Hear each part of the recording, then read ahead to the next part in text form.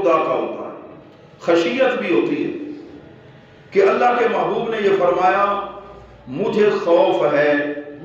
تمہارے بارے میں ریا کا اور شہرت خفیہ کا، کہ میری امت اس بیماری سے نہیں نکلے گی،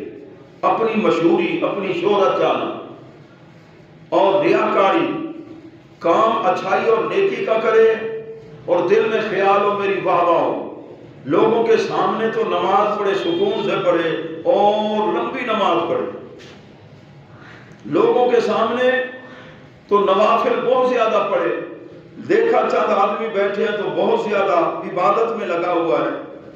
اور دل میں خیال ہو کہ لوگ مجھے نیک سمجھیں، صالح سمجھیں، ساری عبادت برباد ہو جائے گی۔ ذرا برابر بھی ریاکاری، تو ریاکاری سے بچ کر اس اخلاص پانا،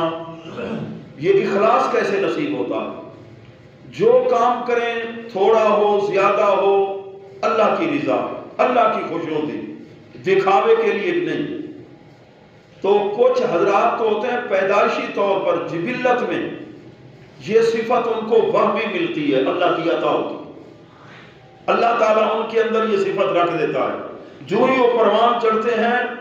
جب بھی وہ عبادت یا نیکی کا کام کریں گے دکھاوے کے لیے نہیں، مخلوق سے دان وصول کرنے کے لیے نہیں، اللہ کی رضا کے لیے۔ اور زیادہ حضرات وہ ہوتے ہیں جن کی تربیت ہو جائے مراقبات کے ذریعے، ذکر کے ذریعے، کسی کی توجہ کے ذریعے، پھر اندر جو ریاکاری، اپنی واہ واہ، اپنی تعریف سن کے خوش ہونا، جامع میں پھولا نہ سمانا، اپنی واہ واہ کہ میں محفل میں آؤں لوگ کھڑے ہو جائیں اور میرے نعرے لگیں، یہ طلب ختم ہو جاتی ہے۔ پھر انہیں